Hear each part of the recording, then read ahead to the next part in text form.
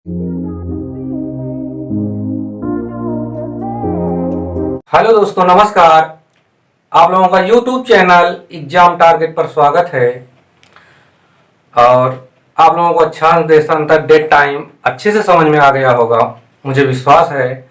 आप लोगों में से किसी ने भी कमेंट में कोई क्वेश्चन नहीं पूछा, या तो आप लोगों ने अच्छे से पढ़ा नहीं, समझा, समझने का प्रयास नहीं किया, या आपको अच्छे से समझ में आ गया। हम आशा करते हैं कि आपको अच्छे से समझ में आ गया होगा। लेकिन कभी भी कोई भी क्वेश्चन अगर फंसता है तो आप कमेंट में लिखेंगे, तो उसकी व्याख्या सहित अगले दिन डाल दिया जाएगा। आप लोग इस पर निश्चिंत रहिएगा। तो आज हम लोग पृथ्वी की गतियों के बारे में पढ़ते हैं। किसके बारे में पढ़ते हैं? पृथ्वी की गतियां। पृथ्वी की गतियां। वैसे हम लोग तो जानते हैं कि पृथ्वी की कितनी गतियां होती हैं, 2 गतियों के बारे में पढ़ते हैं।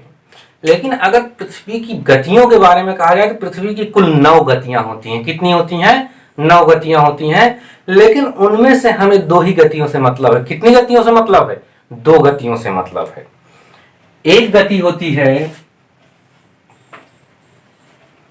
घूर्णन। कौन सी होती है? घूर्णन, रोटेशन। रोटेशन। और एक गति होती है परिक्रमण। परिक्रमण, रिवोल्यूशन। रिवोल्यूशन। रिवोल्यूशन। तो हम लोग पृथ्वी की 2 गतियों के बारे में पढ़ने चल रहे हैं। एक पृथ्वी की गति होती है घूर्णन गति, रोटेशन गति, और दूसरी होती है परिक्रमण, रिवोल्यूशन गति होती है। कौन सी गति होती है? रिवोल्यूशन गति होती है। तो पहले आप लोग हेडिंग डालेंगे घूर्णन गति, रोटेशन गति। और हम लोग जानते हैं कि हमारी पृथ्वी अपने अक्ष के परितः घूर्णन करती है। किसके परितः घूर्णन करती है? अक्ष के परितः घूर्णन करती है। जो पृथ्वी अपने अक्ष के परितः घूर्णन करती है उसी को क्या कहा जाता है? घूर्णन गति, रोटेशन गति कहा जाता है। या इसी को परिभ्रमण गति भी लिखा जाता है। क्या? या परिभ्रमण, या परिभ्रमण लिखा जाता है। और पृथ्वी की घूर्णन गति के कारण ही पृथ्वी पर दिन रात होते हैं। इसीलिए इसे दैनिक गति के नाम से भी जाना जाता है। दैनिक गति के नाम से भी जाना जाता है। डेली मूवमेंट के नाम से भी जाना जाता है। और हमारी पृथ्वी जो अपने अक्ष के परितः घूर्णन करती है, हमारी पृथ्वी 1610 किलोमीटर प्रति घंटा, जो उसके अक्ष के परितः घूमने की औसत गति है। हमारी पृथ्वी अपने अक्ष के परितः कितनी औसत गति से? 1610 किलोमीटर प्रति घंटा की औसत गति से अपने अक्ष के परितः घूमती है। और एक चक्कर पूरा करने में 23 घंटा 56 मिनट 4 सेकंड लेती है। हमारी पृथ्वी एक घूर्णन पूरा करने में कितना समय लेती है? 23 घंटा 56 मिनट 4 सेकंड लेती है। 23 घंटा 56 मिनट 4 सेकंड लेती है। तो इस तरह हम लोगों ने देखा कि हमारी पृथ्वी अपने अक्ष के परितः घूर्णन करती है और उसकी औसत चाल कितनी होती है? 1610 किलोमीटर प्रति घंटा होती है। और एक चक्कर पूरा करने में, यानी एक घूर्णन पूरा करने में 23 घंटा 56 मिनट 4 सेकंड लेती है। कोई भी ग्रह अपने अक्ष के परितः घूमने में जितना समय लेता है वहां पर उतने ही घंटे का दिन होता है। तो हमारी पृथ्वी पर दिन कितने का होता है? या दिन कहिए, दिन रात दोनों को मिला के कहिए, तो 23 घंटा 56 मिनट 4 सेकंड का होता है। तो घूर्णन गति के कारण दिन रात होते हैं, इसलिए इसको दैनिक गति कहते हैं। इसी को परिभ्रमण गति के नाम से भी जाना जाता है। और घूर्णन गति का प्रभाव क्या पड़ता है? घूर्णन गति के कारण हमारी पृथ्वी पर दिन रात होते हैं, समय की माप होती है। और जब हम लोग वायुमंडल पढ़ेंगे वहां हवाओं के बारे में, तब हम लोग देखेंगे पृथ्वी की घूर्णन के कारण, पृथ्वी की घूर्णन गति के कारण पृथ्वी पर कार्यालिस बल पैदा उत्पन्न होता है। कार्यालिस बल उत्पन्न होता है, जिसके कारण उत्तरी गोलार्ध में हवाएं अपने दाहिने तरफ और दक्षिणी गोलार्ध में अपने बाएं तरफ घूमते हुए आगे बढ़ती हैं। तो इस तरह हम लोगों ने देखा कि पृथ्वी का अपने अक्ष के परितः घूमना घूर्णन गति या परिभ्रमण गति या दैनिक गति के नाम से जानी जाती है। और किस औसत गति से हमारी पृथ्वी घूमती है? 1610 किलोमीटर प्रति घंटा की चाल से घूमती है और एक चक्कर पूरा करने में 23 घंटा 56 मिनट 4 सेकंड लेती है। और पृथ्वी की घूर्णन गति के कारण पृथ्वी पर दिन रात होता है, समय की माप होती है और पृथ्वी की सतह पर कार्यालिस बल उत्पन्न होता है, जिसके कारण हमारे उत्तरी गोलार्ध में अपने दाहिने तरफ घूमते हुए और दक्षिणी गोलार्ध में अपने बाएं तरफ घूमते हुए आगे बढ़ती हैं। इस तरह हम लोगों ने देखा कि पृथ्वी की घूर्णन गति, दैनिक गति या परिभ्रमण गति। हमारी पृथ्वी अपने अक्ष पर 1610 किलोमीटर प्रति घंटा की चाल से 23 घंटा 56 मिनट 4 सेकंड में एक चक्कर पूरा करती है। पृथ्वी की घूर्णन गति के कारण पृथ्वी पर दिन रात होते हैं, समय की माप होती है और इसके कारण पृथ्वी की सतह पर कार्यालिस बल उत्पन्न होता है और इस कार्यालिस बल के कारण उत्तरी गोलार्ध में हवाएं अपने दाहिने तरफ घूमते हुए और दक्षिणी गोलार्ध में हवाएं अपने बाएं तरफ घूमते हुए आगे बढ़ती हैं। और अब हम लोग देखेंगे कि परिभ्रमण गति। कौन सी गति? परिभ्रमण गति। हमारी पृथ्वी सूर्य के चारों ओर, किसके पर क्या? सूर्य के चारों ओर जो चक्कर लगाती है उसी को क्या कहा जाता है? परिभ्रमण गति, परिक्रमण गति के नाम से जाना जाता है। हमारी पृथ्वी सूर्य के चारों ओर चक्कर लगाती है, उसी को परिक्रमण गति या रिवोल्यूशन के नाम से जाना जाता है। और जितने समय में हमारी पृथ्वी एक चक्कर पूरा कर लेती है उसी से वर्ष का निर्धारण होता है। यानी कोई भी ग्रह सूर्य के चारों ओर एक चक्कर घूमने में जितना समय लेता है उस ग्रह पर उतने ही समय का वर्ष होता है। तो हमारी पृथ्वी सूर्य के परितः किस पथ पर चक्कर लगाती है? दीर्घ वृत्ताकार पथ पर चक्कर लगाती है। दीर्घ वृत्ताकार पथ पर चक्कर लगाती है। किस पथ पर हमारी पृथ्वी चक्कर लगाती है? दीर्घ वृत्ताकार पथ पर चक्कर लगाती है और इसकी औसत चाल 1,07,160 किलोमीटर प्रति घंटा। किस औसत चाल से चक्कर लगाती है? 1,07,160 किलोमीटर प्रति घंटा की औसत चाल से एक चक्कर पूरा करने में 365 दिन, कितने दिन लेती है? 365 दिन 5 घंटा 48 मिनट 46 सेकंड। यानी हमारी पृथ्वी सूर्य के परितः जो चक्कर लगाती है उसे परिक्रमण गति या वार्षिक गति के नाम से जाना जाता है और उसका पथ कैसा है? दीर्घ वृत्ताकार है। कैसा है? दीर्घ वृत्ताकार पथ है। और हमारी पृथ्वी किस औसत चाल से सूर्य का चक्कर लगाती है? 1,07,160 किलोमीटर प्रति घंटा की चाल से चक्कर लगाती है और एक चक्कर पूरा करने में 365 दिन 5 घंटा 48 मिनट 46 सेकंड का समय लेती है। और पृथ्वी की परिक्रमण गति के कारण पृथ्वी पर ऋतुएं बदलती हैं। क्या होता है? पृथ्वी पर ऋतुएं बदलती हैं। क्या होता है? ऋतु परिवर्तन होता है। इसके कारण पृथ्वी पर ऋतु परिवर्तन होता है और पृथ्वी पर दिन रात की लंबाई में अंतर होता है। वैसे दिन रात की लंबाई पृथ्वी के अक्षीय झुकाव, हमारी पृथ्वी का अक्षीय झुकाव कितना है? 23.5 अंश लिए हुए है। इस कारण से हमारी पृथ्वी पर दिन रात की लंबाई में अंतर पाया जाता है। अगर हमारी पृथ्वी 23.5 अंश झुकी ना हुई होती, सीधे ऊर्ध्वाधर होती, तो हमेशा हमारी पृथ्वी पर दिन रात की लंबाई समान पाई जाती। यानी हमारी पृथ्वी पर दिन रात की लंबाई कम और ज्यादा क्यों होती रहती है? क्योंकि हमारी पृथ्वी अपने अक्ष पर ऊर्ध्वाधर से 23.5 अंश झुकाव लिए हुई है। अगर ऐसा ना होता तो हमारी पृथ्वी पर दिन रात की लंबाई हमेशा बराबर होती और दिन रात की लंबाई घटने बढ़ने में हमारी पृथ्वी की परिक्रमण गति का भी प्रभाव होता है। क्योंकि परिक्रमण गति के कारण सूर्य का प्रकाश उत्तरी गोलार्ध में कुछ समय लंबवत पड़ता है, कुछ समय दक्षिणी गोलार्ध में पड़ता है। तो ये झुकाव के कारण ही ऐसा होता है। इसलिए हमारी पृथ्वी पर दिन रात की लंबाई कम या ज्यादा होने में परिक्रमण गति और पृथ्वी का अक्षीय झुकाव जिम्मेदार है। तो जब हमारी पृथ्वी सूर्य का चक्कर लगाती है तो उसकी 4 स्थितियां आती हैं। कितनी स्थितियां आती हैं? 4 स्थितियां आती है। हम लोग देखेंगे परिक्रमण गति। परिक्रमण गति के कारण पृथ्वी की 4 स्थितियां आती हैं। 21 मार्च, 21 जून, 23 सितंबर और 22 दिसंबर। पृथ्वी की कितनी स्थितियां आती हैं? 4 विशिष्ट स्थितियां आती हैं। कौन कौन सी? हम लोग चित्र के माध्यम से देखेंगे। इस तरह से दोस्तों अब हम लोग पृथ्वी जो सूर्य के चारों ओर परिक्रमण करती है उसकी 4 स्थितियों के बारे में अध्ययन करेंगे।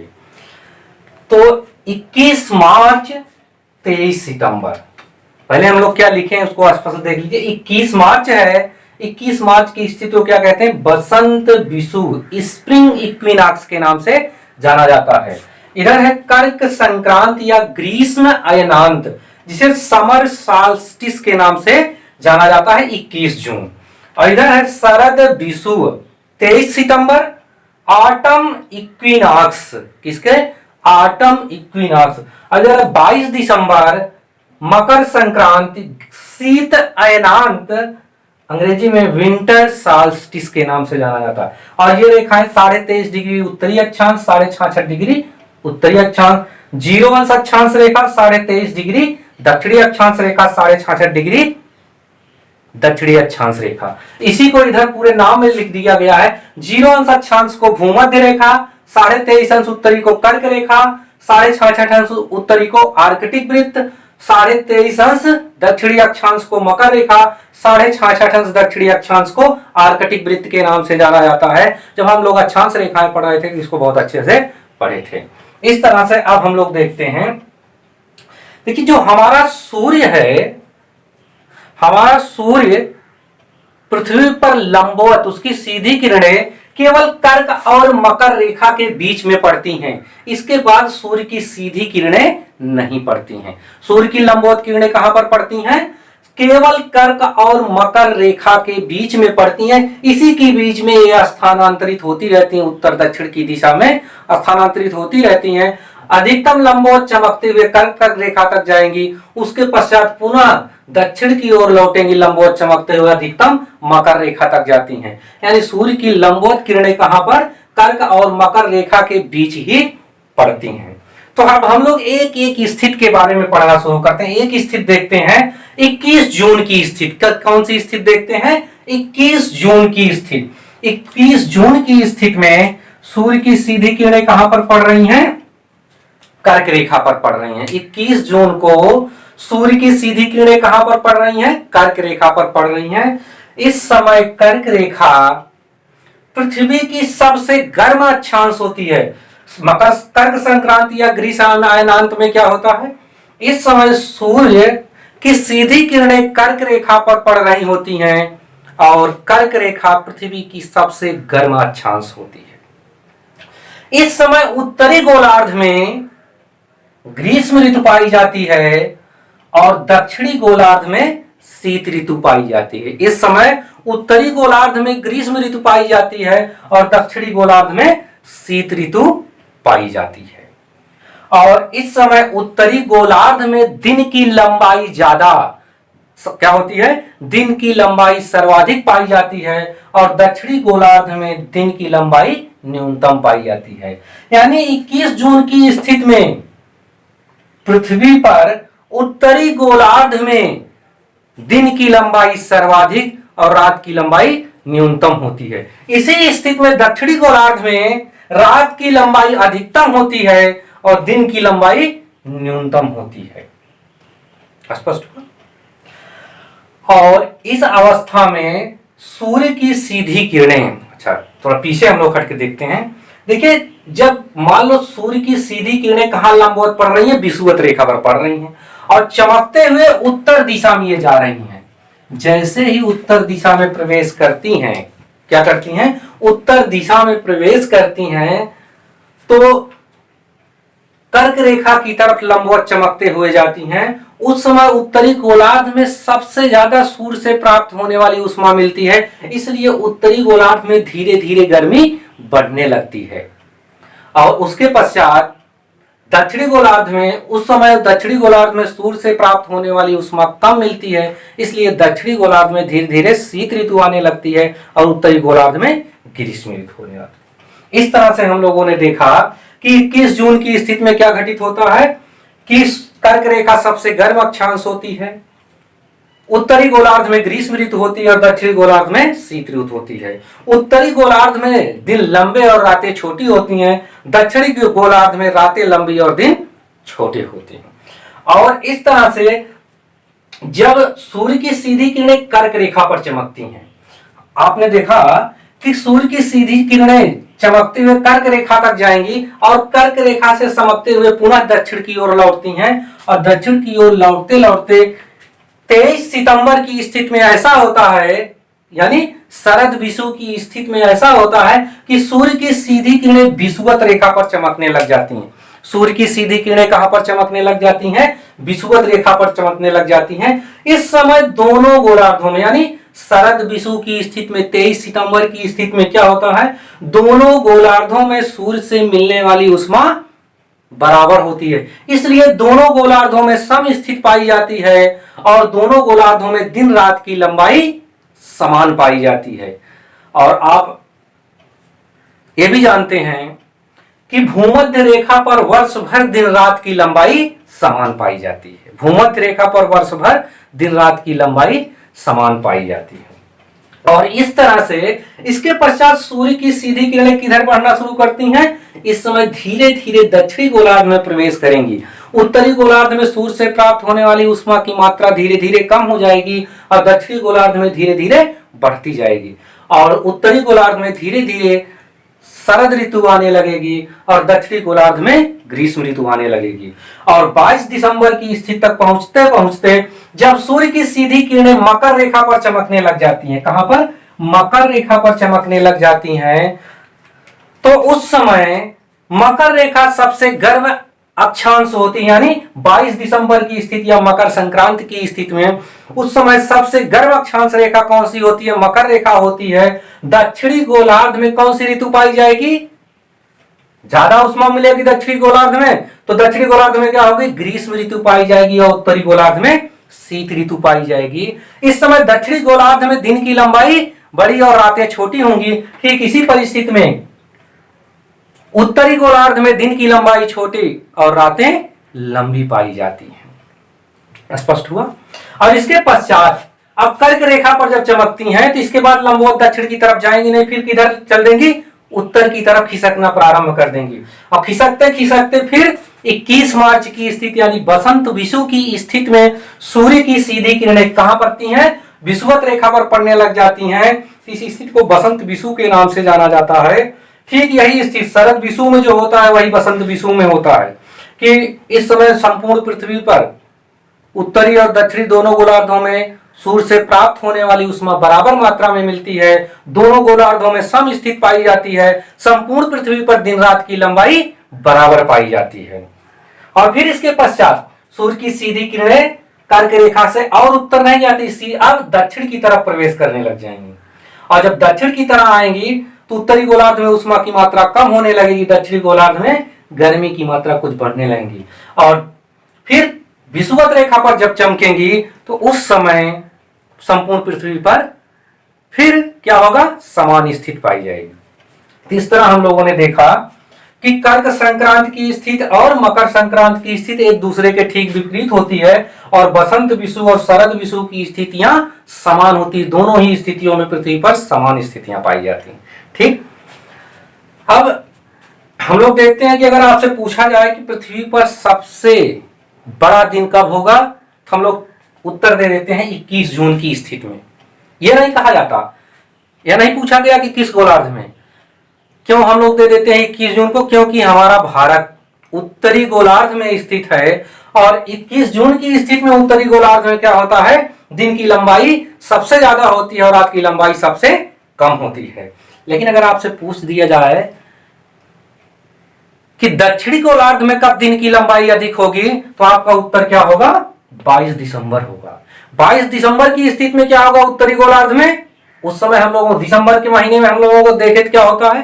रातें लंबी होती हैं और दिन छोटे होते हैं। तो 22 दिसंबर को सबसे लंबी रात होती है उत्तरी गोलार्ध में और सबसे छोटा दिन होता है। और संपूर्ण पृथ्वी पर दिन रात की लंबाई बराबर कब पाई जाती है? 21 मार्च और 23 सितंबर को पाई जाती है।